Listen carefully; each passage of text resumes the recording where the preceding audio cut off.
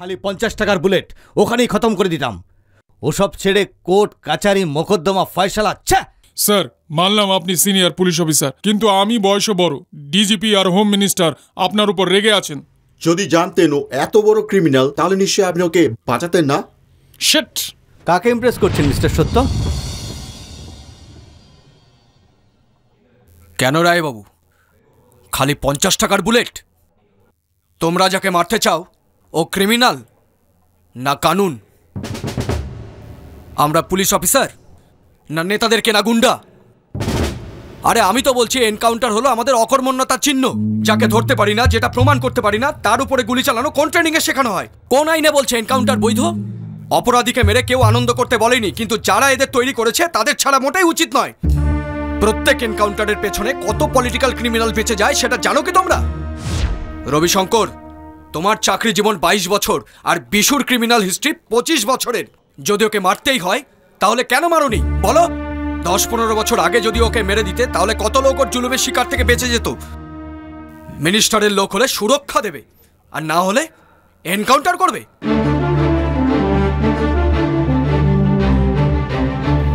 আমি জিজ্ঞাসা করছি, আমরা সব পুলিশ অফিসার না নেতাদের ভাড়া করা গুন্ডা? বলো। আমি কাউকে ইমপ্রেস করতে চাই না। কেউ রাগ করে থাকলে আমি পরোয়া করি না। আমি কোনো গুন্ডা নই, আমি কোনো পুলিশ। আমি কোনো পুলিশ। আমি কোনো পুলিশ। আইনি সাজা দেবে, আইনি ভগবানই মৃত্যু দেবে। আইন আর ভগবান একই। ভগবান একই। ভগবান একই। ভগবান একই। ভগবান একই। ভগবান একই। আজ হঠাৎ মাননীয় মুখ্যমন্ত্রীর শরীর খারাপ হয়ে গেল, যার জন্য জনতার মধ্যে উৎকণ্ঠার সৃষ্টি হয়েছে। আর কিছুক্ষণের মধ্যেই ওনাকে এই হসপিটালে অ্যাডমিট করা হবে। ওনার চিকিৎসার জন্য বিশেষজ্ঞ ডাক্তারদের একটা টিম তৈরি করা হয়েছে। এই খবর প্রচার হতেই রাজ্যের বিভিন্ন প্রান্তের হাজার হাজার লোক এখানে জড়ো হয়েছে। রুবি হাসপাতাল থেকে সঞ্জয়ের সাথে আমি রাকেশ সিনহা, এমটিভি কলকাতা। নমস্কার সবাইকে, নমস্কার। মুখ্যমন্ত্রীর সব ব্যবস্থা হয়েছে? আস্তে আস্তে, শান্ত হন, শান্ত হন। আমিও কিছু জানি না, যেমন ফোন পেয়েছি চলে এসেছি, ব্যাস ব্যাস ব্যাস। ভেতরে যাবার পরেই আমি আপনাদের সবকিছু বলতে পারবো। প্লিজ আপনারা শান্ত হন, প্লিজ প্লিজ আপনারা শান্ত হন।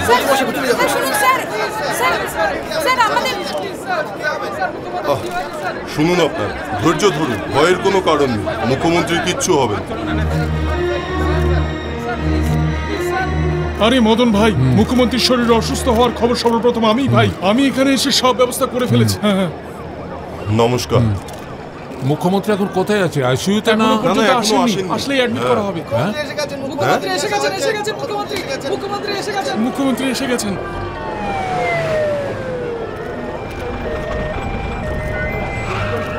মুখ্যমন্ত্রী কি হয়ে গেল? চল চল চল, সাবধানে সাবধানে। আরামসে আরামসে আরামসে। সাবধানে। মুখ্যমন্ত্রী কি হয়ে গেল? ভগবান ভগবান,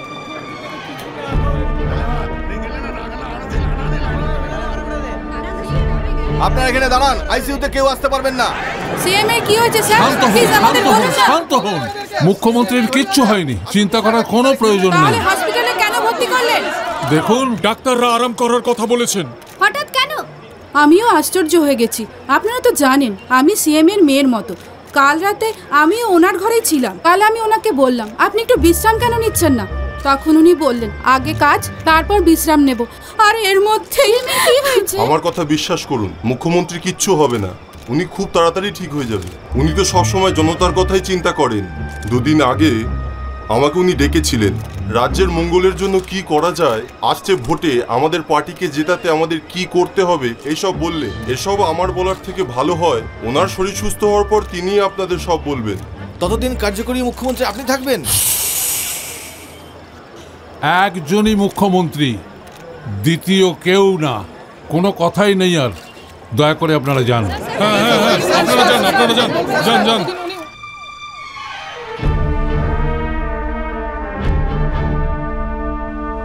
এই পিএ, আগে গিরিকে ফোন করো। আচ্ছা। না না না, সরকারের বিরুদ্ধে লিখতে আরম্ভ করলি, এর সাজা তোকে পেতেই হবে।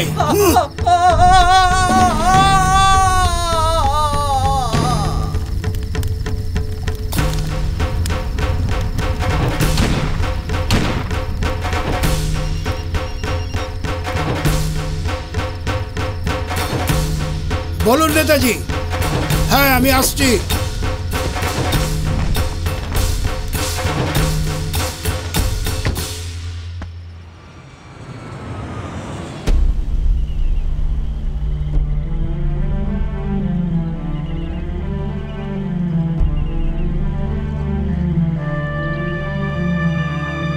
দেখলি তো গিরি, বিগত 30 বছর ধরে সিএম খালি আমার সাথেই পরামর্শ করত, প্রত্যেক ব্যাপারে আমার সাথেই ডিসকাস করত।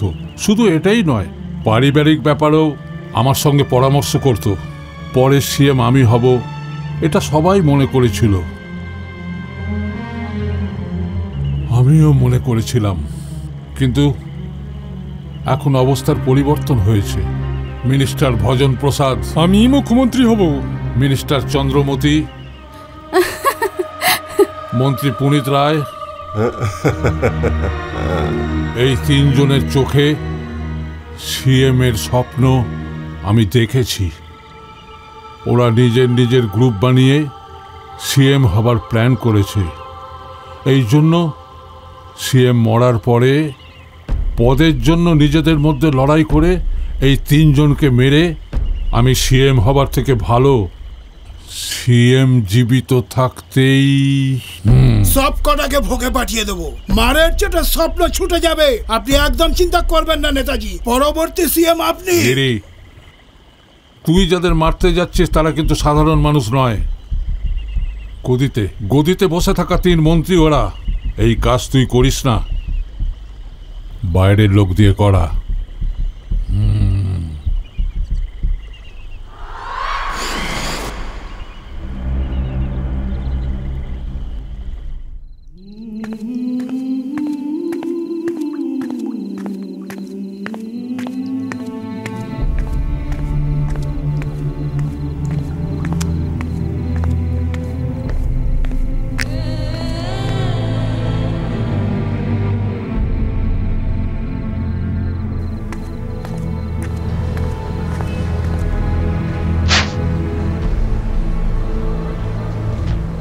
আজ রোমান্টিক মুডে আছে, শুতে যেতে দেরি করা যাবে না।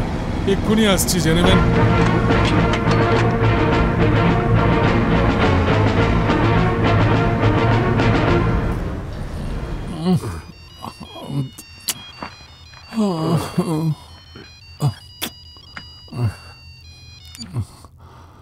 হ্যালো,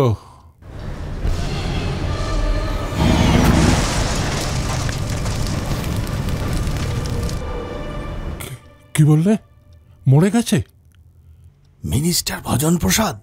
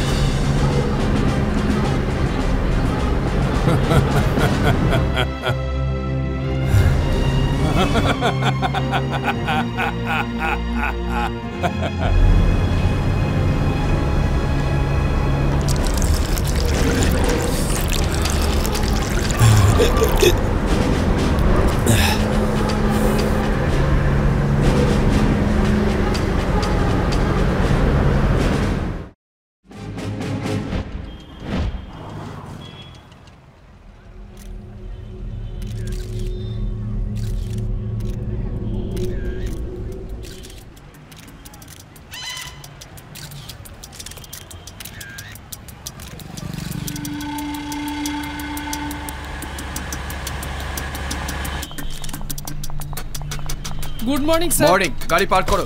প্রেসের লোকেদের হাঁটাও, হাঁটাও, হাঁটাও, চলো চলো চলো। ফরেনসিকের লোকেরা এসে গেছে না? হ্যাঁ স্যার।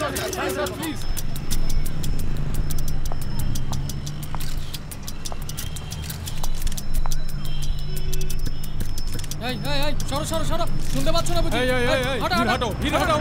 এই কানে যাচ্ছে না নাকি? হ্যাঁ হাঁটা। এই গর্তটা দেখে আমার মনে হচ্ছে কিলার রকেট লঞ্চারই ব্যবহার করেছে। Yeah, that's right actually. ও কোথা থেকে নিশানা লাগালো?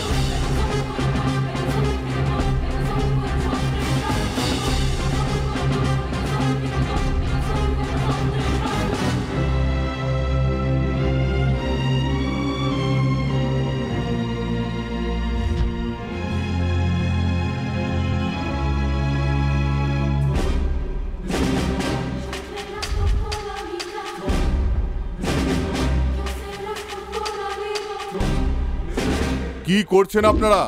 যে মারা গেছে সে মামুলি লোক নয়, মন্ত্রী ছিলেন। মিডিয়া মজা করছে আমাদের নিয়ে, কি জবাব দেবো ওদের? ঘরে 4 জন পুলিশ, অফিসেও 4 জন পুলিশ, গাড়ির সাথে পাইলট সিকিউরিটি আলাদা আছে। 24 ঘন্টা জীবনের ঝুঁকি নিয়ে আমরা ওনাদের সুরক্ষা দিই, কিন্তু আজ মিনিস্টার একলা কেন বেরোলো? মিস্টার সত্য, মন্ত্রীমশাই একলা কেন গেল, কোথায় গেল, কি করে গেল সেটা আপনারাও জানেন, আমিও জানি। এসব ছাড়ুন, আমাদের একটা কথাই জানা দরকার, খুনিকে আর খুনের কারণ কি। আসলে খুনের কারণ কি? ব্যক্তিগত শত্রুতা না রাজনীতি? এর প্রত্যেকটা দিক খতিয়ে দেখা হচ্ছে স্যার। খুনির সঙ্গে কেউ ছিল না স্যার, খুনি একাই ছিল। ফুটপ্রিন্ট থেকে পরিষ্কার বোঝা যাচ্ছে খুনি না মদ্যপান করেছিল না টোল ছিল। রেল স্টেশন জোনে যে আন্ডার কনস্ট্রাকশন আছে ওখান থেকে নিশানা লাগানো হয়েছে। মিনিস্টার ওই সময় ওখান দিয়ে যায় এবং একা যায়, এটা খুনি ভালো করেই জানে। খুনি ওনার উপর নজর রাখছিল অনেক দিন ধরেই, ওনার রক্ষিতার বাড়ি যাওয়ার সময়। Sir, it's a pre plan murder. খুন করার জন্য আনা ওয়েপন মিনি রকেট লঞ্চার, এটা এমনিতে কেউ পায় না। তো খুনি যে সে লোক নয় স্যার। কিন্তু একটা কথা সত্যি, আর সেটা হচ্ছে যে খুনি এই শহরেই আছে আর পাবলিকের মাঝে খুলেআম ঘুরে বেড়াচ্ছে।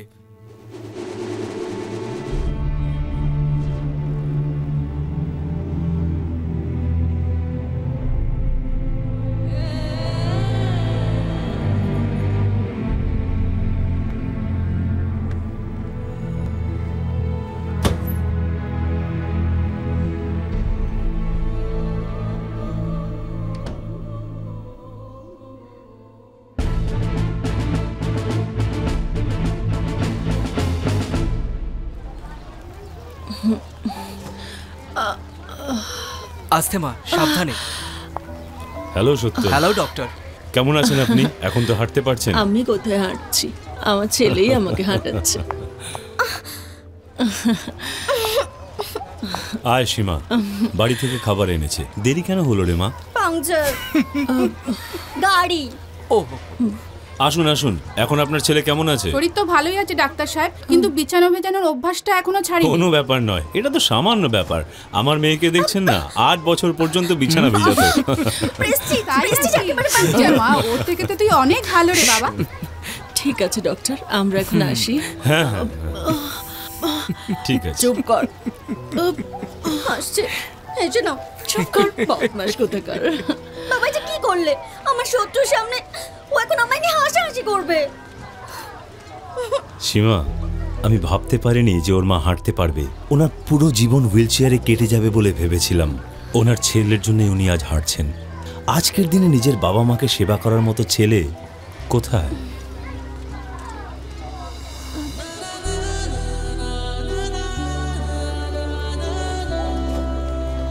বাবা সত্য, হ্যাঁ সীমাকে একটু বাড়িতে ড্রপ করে দেবে? হ্যাঁ হ্যাঁ নিশ্চয়ই। চুপ কর। আরে ধর ধর। হ্যাঁ হ্যাঁ ধরেছি। এই নে এই নে। আরে তোর বলটা দে না। Hi uncle. এইটা আমার বল, আমার বল। না না আমি দেব না। আমার ব্যাগ। না না আমাকে দে, আমাকে দে। আস্তে আস্তে। একটু দাঁড়াও, আমি পরিয়ে দিচ্ছি।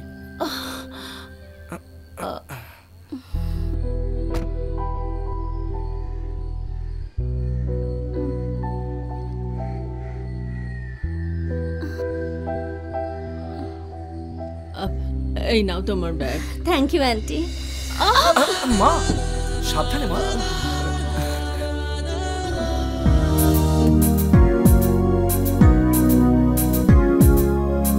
মাননীয় মুখ্যমন্ত্রী এখন হাসপাতালে ভর্তি আছেন। ওনার আরোগ্য কামনায় আর জনতার কল্যাণের কথা মাথায় রেখে আমাদের মাননীয় নারী কল্যাণ মন্ত্রী শ্রীমতী চন্দ্রমতী দেবীর নিজের উদ্যোগে আয়োজিত এই মহাযজ্ঞে সামিল হওয়া সমস্ত জনগণকে, বিশেষ করে সদস্যদের, ছোট বাচ্চাদের, মহিলাদের আর গুরুজনদের আমাদের পক্ষ থেকে জানাই হার্দিক অভিনন্দন। এই মহাযজ্ঞ অনুষ্ঠানে অনুষ্ঠিত হতে চলেছে আমাদের মাননীয় মন্ত্রী চন্দ্রমতী দেবী নিজের হাতে মূর্তির কুম্ভ অভিষেক অনুষ্ঠান।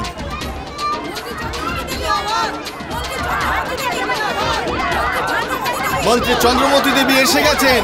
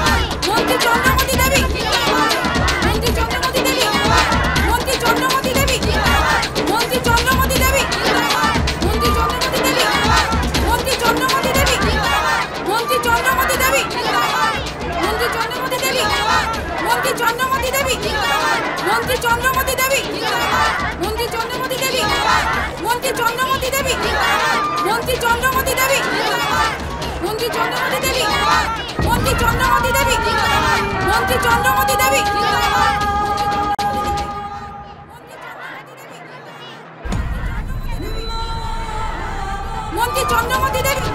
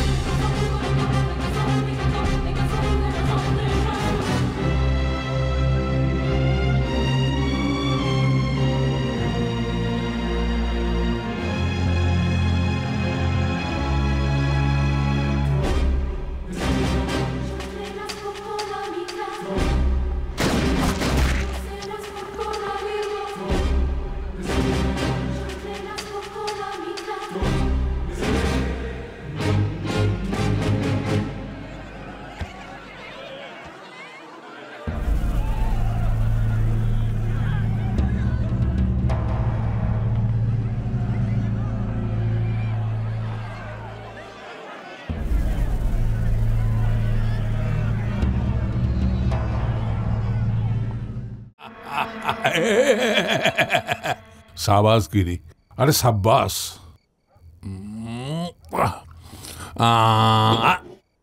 আজ খুব খুশি আমি। কিন্তু আমি কিছুই করিনি নেতাজি। কেন?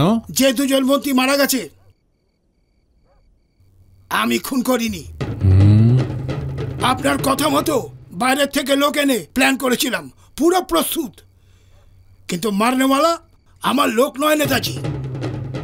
আপনার মতো কেউ হয়তো সিএম এর পোস্টে বসতে চাইছে।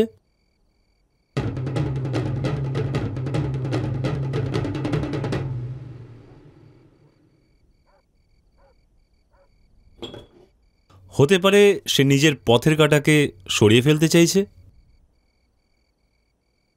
যেমন এই কাজ আপনি গিরিকে সঁপেছেন, তেমনি অন্য কেউ কাউকে সঁপেছে। সিএম পোস্টে বসতে চান একজন আপনি, আর ভজন প্রসাদ, চন্দ্রমতি, আর হচ্ছে পুনিত রায়। এরই মধ্যে মন্ত্রী ভজন প্রসাদ আর চন্দ্রমতির চ্যাপ্টার খতম। এটা কি হতে পারে না যে এটা পুনিত রায়ের প্ল্যান? সাপোজ এটা সত্যি হলে, I am sorry to say this sir, or next target আপনি হবেন। পুনিত রায় আমাকে নিশানা করেছে, ওই পুনিত রায়কে মরতেই হবে। হ্যাঁ, কিন্তু তার আগে খুনির সন্ধান করতে হবে, না হলে আপনি পুনিত রায়কে মারবেন, তার আগে সে আপনাকে মেরে ফেলবে। এই গিরি, আচার্যের কথা একদম ঠিক। খুনির পাতা কর, ও যেই হোক। কত সুপারি এবং কার কাছ থেকে নিয়েছে ওটা জান, এটা জরুরি। জলদি কর। আপনি হোম মিনিস্টার, আপনার হাতে তো ডিপার্টমেন্ট আছে।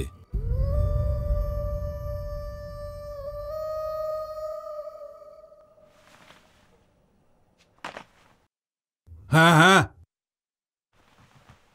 সরকার চালানো লোকেদের প্রাণের কোনো সুরক্ষা নেই। কি করছো তোমরা? আমরা পুরো চেষ্টা চালিয়ে যাচ্ছি স্যার। হায় ভগবান, কেন আমার বিপি বাড়াচ্ছ? কি চেষ্টা করছো? সিএম আমাকে জিজ্ঞাসা করছে। না স্যার, যত তাড়াতাড়ি চুপ সম্ভব। করো। তুমি রাজ্যের হোম মিনিস্টারের সঙ্গে কথা বলছো, কোনো মিডিয়ার সাথে নয়। যদি আমাকে কেউ মেরে দেয় তো পার্টির পতাকা উড়িয়ে, টুপি খুলে, আমাকে বন্দুকের সম্মান দিয়ে, রাষ্ট্র সম্মানের সহিত আমার অন্তিম সৎকার করে হাত ঝাড়তে ঝাড়তে চলে যাবে তোমরা।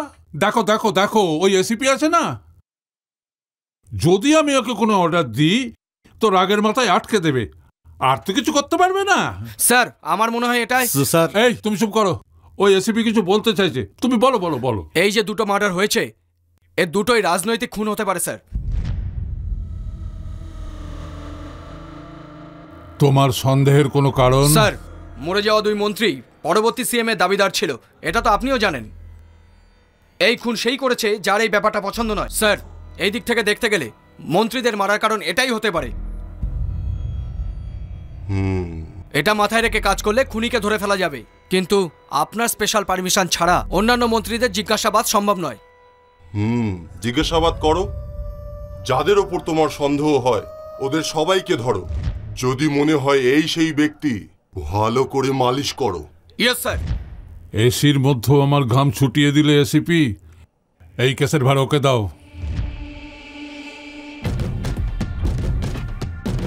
স্যার, এটা ঘটনাস্থলে পাওয়া গেছে।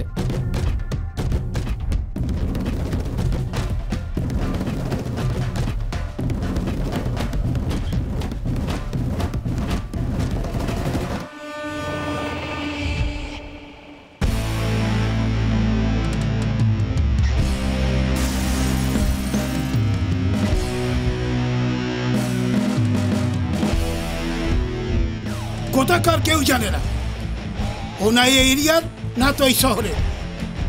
পুলিশকেই চকমা দিচ্ছে ও। চকমা দিতে পারে, কিন্তু বাঁচতে পারবে না। এখন আপনার জন্য তো বাবা ভোলা, ওপরওয়ালা, আল্লাহ তাআলা সবকিছুই তো পুলিশ।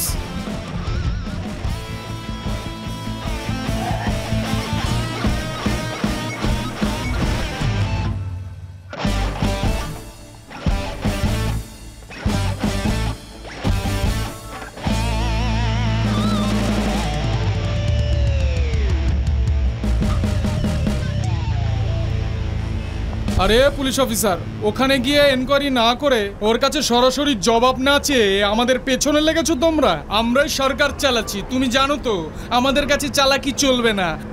যদি আমার উপরে হাত ওঠাও তাহলে পুরো শহরে দাঙ্গা বেঁধে যাবে। হ্যাঁ, দেখতে চাও নাকি? দেখাবো নাকি?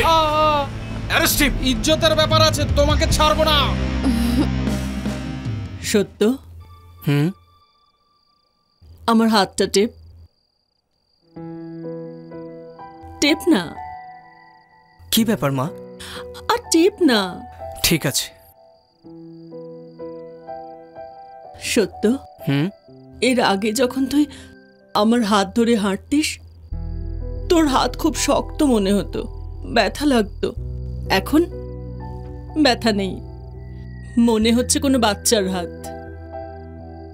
গুরুজনরা এটা বলে, যখন কোনো মেয়েকে মনে ধরে তখন দেহ মন নরম হয়ে যায়। কি বলছো মা? দেখ বাবা, তোর জীবন সঙ্গিনী যেই হবে ভালোই হবে।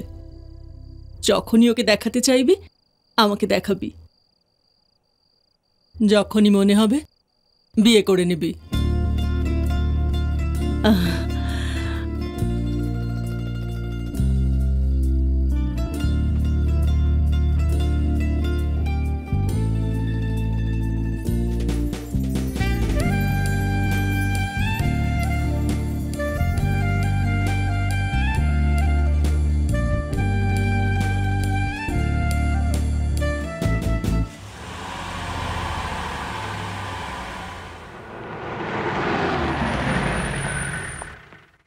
হ্যাঁ, কথা আপনারাও জানেন, বড় বড় অপরাধীও কোনো না কোনো সূত্র নিশ্চয়ই ছেড়ে যায়। কিন্তু স্যার, এই কেসে এখনো পর্যন্ত আমরা কোনো এভিডেন্স পাইনি। যা কিছু পেয়েছি সেগুলো কেন এভিডেন্স নয়? মার্ডার স্পট থেকে পাওয়া এই টিকিট খড়দা স্টেশন থেকে কাটা হয়েছিল। তার মানে যে খুনিকে আমরা খোঁজ করছি সে খড়দা থেকেই ট্রেন ধরে। রেলওয়ে স্টেশনে তো টিকিট পড়েই থাকে স্যার। তা তো ঠিকই, কিন্তু ওই রেল স্টেশন হলো আন্ডার কনস্ট্রাকশন, আর এই সিরিঞ্জ হয়তো কিলার ইউজ করেছিল। দুটো মার্ডার স্পট থেকেই আমরা পেয়েছি কমন এভিডেন্স। স্যার, এই সিরিঞ্জ থেকে আমরা কি পাবো? এটা ইনসুলিন সিরিঞ্জ, যেটা খালি সুগার রোগী ব্যবহার করে থাকে। হতে পারে আমরা যার খোঁজ করছি সে হয়তো সুগার রোগী হবে। একটা চা দাও, চিনি ছাড়া। ও অবশ্যই ওষুধের দোকানে যায়। শিওর নই যে খড়দায় থাকে, কিন্তু থাকতেও পারে তো। পুরো কলকাতায় নজরদারি না করে চলুন না আমরা খড়দায় নজরদারি করি। খড়দার সব ওষুধের দোকানে আমাদের পুলিশের লোক পাঠাতে হবে। ওখানে কারা কারা ইনসুলিন কেনে সব ডিটেল আমার চাই, ইনক্লুডিং হোম ডেলিভারি। আর 40-45 বছর বয়সের লোকের উপর বিশেষ নজর রাখতে হবে। মার্ডার স্পট থেকে পাওয়া ক্লু দিল্লি পাঠানো হয়েছে। রিপোর্ট আসলেই আমাকে খবর দেবেন। পাবলিকের সাথে প্রতিনিয়ত যাদের যোগাযোগ, cable operator, gas cylinder supplier, water supplier, পেপারওয়ালা, দুধওয়ালা, চাকর বাকর, ইনক্লুডিং সেলসম্যান, কাউকে ছাড়া যাবে না। সবাইকে জিজ্ঞাসাবাদ করুন। হোটেল, লজেস, মেনশন কোনোটা ছাড়া যাবে না। সব জায়গায় জিজ্ঞাসাবাদ করুন। কারোর উপর কোনো রকম ভাবে সন্দেহ হলে তৎক্ষণাৎ গ্রেপ্তার করুন। রিয়েল এস্টেটের লোক হাউস ব্রোকারের সাথে মিলে বিগত 2 মাসের মধ্যে কোথায় কোথায় ঘর ভাড়া নিয়েছে তাদের লিস্ট বানান।